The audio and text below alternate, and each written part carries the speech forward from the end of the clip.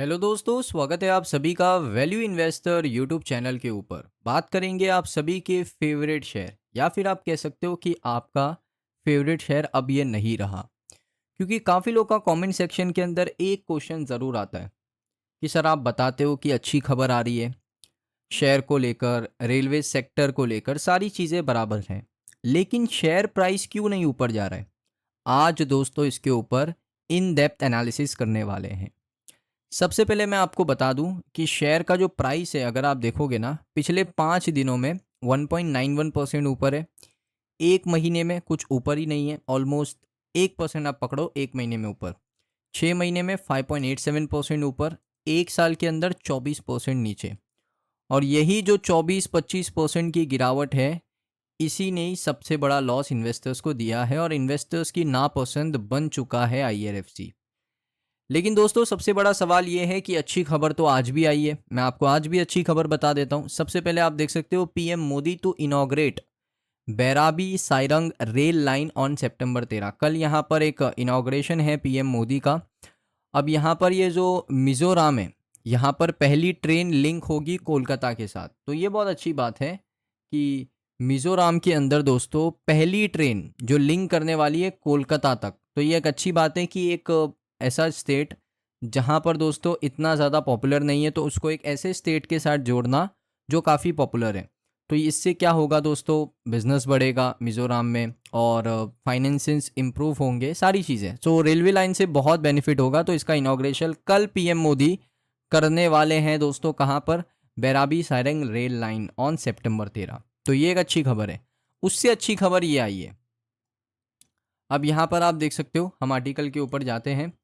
Article के अंदर दोस्तों हमें पता चल रहा है कि कैबिनेट ने अप्रूव कर दिया है डबलिंग ऑफ भागलपुर दुमका रामपुरा हट single railway line costing 3,169 crore. अब यहाँ पर ये जो रूट है ना, भागलपुर दुमका रामपुरा सिंगल रेलवे, यहाँ पर एक सिंगल लाइन है, यानी यहाँ पर एक ही रेलवे लाइन है।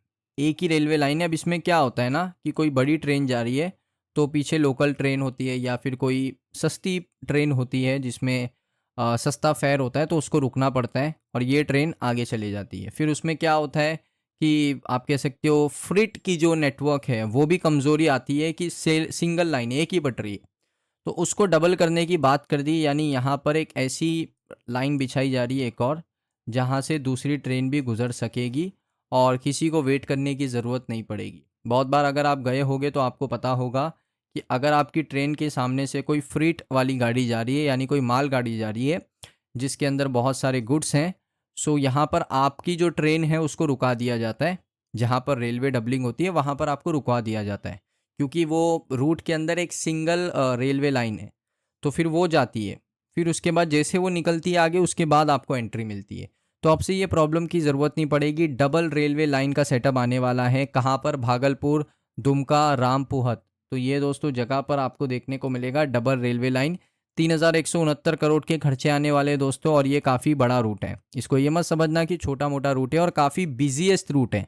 तो इसमें तो पहले ही आ जाना चाहिए था। ऑलमोस्ट 177 किलोमीटर का रूट है जिसपे सिंगल रेलवे लाइन है, तो बहुत पहले ही आ जाना चाहिए था। लेकिन अभी स्पोक पर्सन के सोर्सेस की तरफ से खबर आ रही है। अब दोस्तों काफ़ी लोग कह रहे थे कि चलिए खबर तो अच्छी आ रही है, इससे पहले भी अच्छी खबर आई, डायरेक्टली आईआरएफसी की खबर आई, लेकिन शेयर प्राइस क्यों नहीं ऊपर जा रहा है? सबसे बड़ा सवाल तो ये है। देखिए, मैं आपको एक चीज़ हमेशा कहता हूँ कि पेशेंस दिखाना ज़रूरी होता है। जब एक्चुअल में तेज़ी आनी होती है ना, तो वहाँ पर जो इन्वेस्टर्स पेशेंस दिखाते हैं ना, वही जीतते हैं, वही विन करते हैं। अब यहाँ पर कोई स्पेकुलेशन तेज़ी आ जाए, स्पेकुलेटिव आ जाए, कोई इसको पंप एंड डंप करने की कोशिश करे, तो इन्वेस्टर्स को शेयर पसंद आ जाएगा। ये सबसे इंपॉर्टेंट फैक्टर है, ध्यान से समझना। पंप एंड डंपिंग में क्या होता है, शेयर रॉकेट बनता है फिर नीचे आ जाता है। लेकिन जब जेन्युइन रीज़न, जेन्युइन यानी फंडामेंटल के थ्रू, फाइनेंशियल्स के थ्रू अगर शेयर ऊपर जाएगा, तो वो इस तरीके से ऐसा नहीं होगा कभी। वो जाएगा ऊपर और थोड़ा नीचे आएगा, थोड़ा करेक्ट होगा बिकॉज ऑफ प्रॉफिट बुकिंग। लेकिन जब पंपिंग डंपिंग होती है ना, यानी शेयर में पैसा नीचे डाला, यहाँ पर डाला और ऊपर बेच दिया शेयर को ऊपर लेकर जाकर, तो उसमें आपको बड़ा लॉस होता है। लेकिन जब एक्चुअल में जेन्युइन कंपनी के रीज़न की वजह से शेयर में तेज़ी आती है तो ऐसा नहीं होता है, शेयर ऊपर जाता है और एक लेवल पे सेटल होता है। तो इसीलिए कहता हूँ कि जेन्युइन तेज़ी जेन्युइन रहेगी और जो पंपिंग डंपिंग चलती है मार्केट के अंदर वो वही रहेगी। अभी भी लोग को ऐसे शेयर पसंद है जो डेली अच्छा रिटर्न निकाल के दे रहे हैं, लेकिन वो जेन्युइन तेज़ी नहीं है। काफ़ी पेनी स्टॉक पसंद है जो एक एक दिन में 20% भाग रहे हैं, लेकिन वो एक दो दिन की तेज़ी है, उसके बाद वो कभी शेयर उठेगा भी नहीं। लेकिन जो क्वालिटी शेयर्स हैं, जिसके फंडामेंटल अच्छे, जिसके फाइनेंशियल अच्छे, वो क्वालिटी शेयर जब ऊपर जाएगा ना तो एक लेवल पे सेटल होगा, आपका बड़ा लॉस नहीं होने देगा। ये चीज़ आप मान के चलो। अब यहाँ पर दोस्तों मैं आपको बता दूँ सबसे इम्पॉर्टेंट चीज़ क्या है। सबसे इम्पॉर्टेंट चीज़ होती है कंपनी के फाइनेंस, कंपनी के फाइनेंशियल। ये चीज़ आपको स्टडी करिए। आपको मैं एक चीज़ बता रहा हूँ, यहाँ पर सेल्स के अंदर ग्रोथ क्यों आया?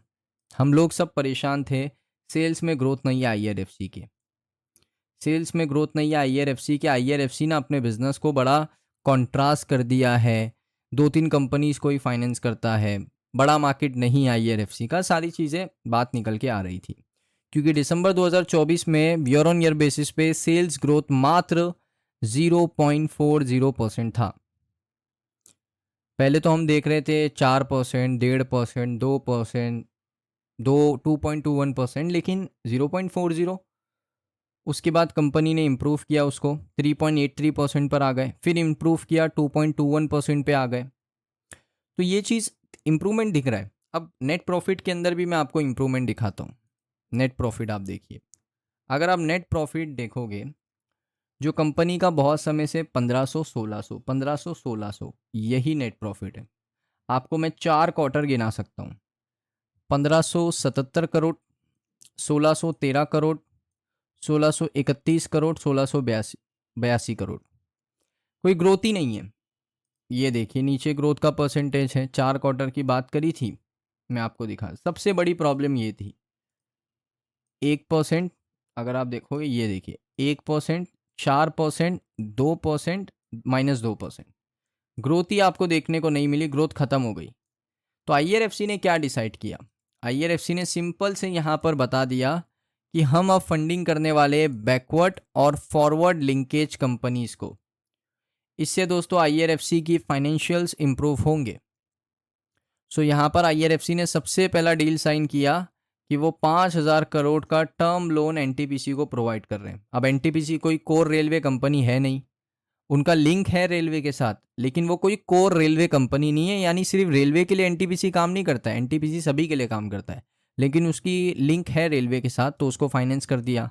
वहाँ से बेटर मार्जिन मिल गया, वहाँ से एक सेल्स बढ़ गई, क्योंकि आप एक लिमिटेड दायरे के अंदर थे, जहाँ पर आप RVNL को दे रहे हो, आप दूसरी PSU कंपनीज को दे रहे हो, ये ऐसे एक दायरे के अंदर थे। आप बोलते ना समंदर के अंदर, एक नदी के अंदर होना और समंदर के अंदर होने में ज़मीन आसमान का फ़र्क है।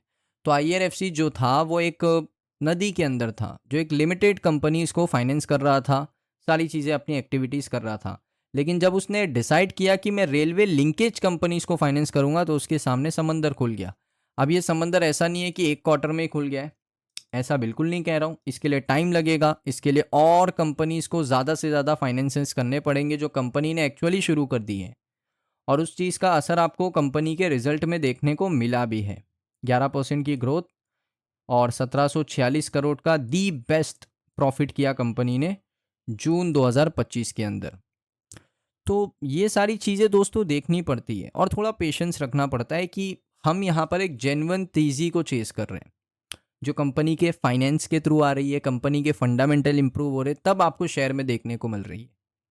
तो इसलिए दोस्तों अच्छी खबर आना अच्छी बात होती है, जो लॉन्ग टर्म में आपको बेनिफिट ही देके जाएगी। सो दोस्तों इस वीडियो को यहीं वाइंड अप करते हैं। आपकी क्या राय है इस वीडियो के ऊपर, मेरे व्यूज़ के ऊपर, कमेंट्स के ऊपर, सारी चीज़ें आप बताइए कमेंट में। मिलता हूँ मैं आप सभी लोगों को नेक्स्ट वीडियो के अंदर।